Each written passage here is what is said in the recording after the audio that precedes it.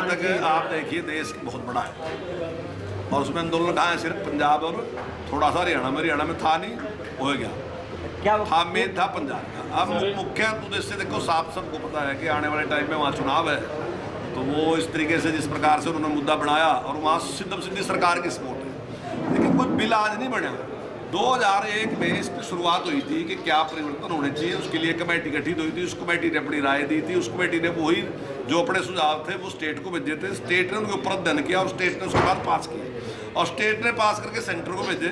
यानी कि 2001 से जो प्रक्रिया चली थी वो आज फुलफिल हुई। जो कह रहे हैं ना कोरोना के दौरान कर दिया, कोरोना के दौरान नहीं कराया, 19 साल लगे सारे सिस्टम को। और एक परिवर्तन की जरूरत थी देश में। देखिए जब देश में एक टाइम ऐसा था जब खाद्यान्न बहुत कम थे, लेकिन आज भगवान की ऐसी कृपा है कि हमारे पास सरप्लस है। तो ऐसे में वैरायटी चाहिए कि भाई क्वांटिटी भी चाहिए लेकिन क्वालिटी भी चाहिए। क्वांटिटी वाले लोग क्वांटिटी पैदा करेंगे, क्वालिटी वाले लोग क्वालिटी। अब क्या है कि एमएसपी पे क्या है गया कि सारे लोग वही 3 चीज़ों पे है, गेहूँ धान गन्ना 3 चीज़ पे है। मेरे यहाँ जब मैं छोटा था तो निरी फसलें बोई जाती, बाड़ी बोई जाती, मक्की भी बोई जाती, उड़द भी बोया जाता, तिल भी बोए जाते और भी बहुत चीज़ें थी।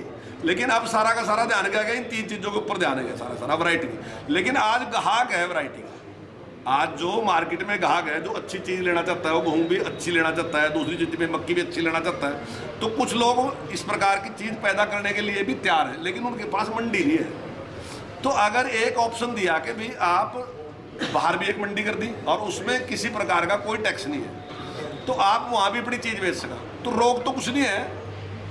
आपने एमएसपी पे बेचनी तो सरकार की मंडी है, आप सरकार की मंडी में बेचो, कोई रोक नहीं है। लेकिन अगर आपके पास कोई अच्छी वैरायटी है और आप बाहर बेचना चाहते हैं तो आप बाहर भी बेचो।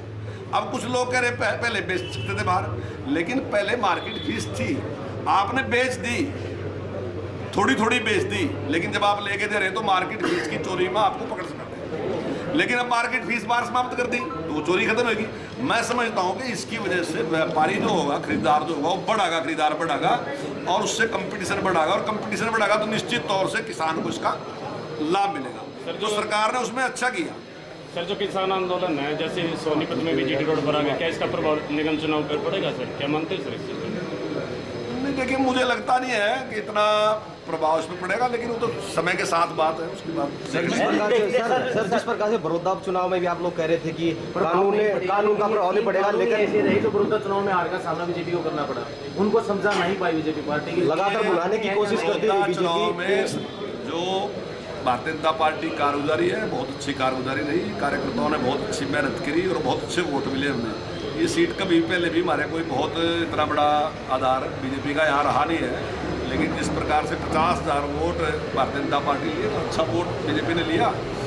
ठीक है, हमारा प्रयास जीतने का था, जीत नहीं सकते। सर एक सवाल,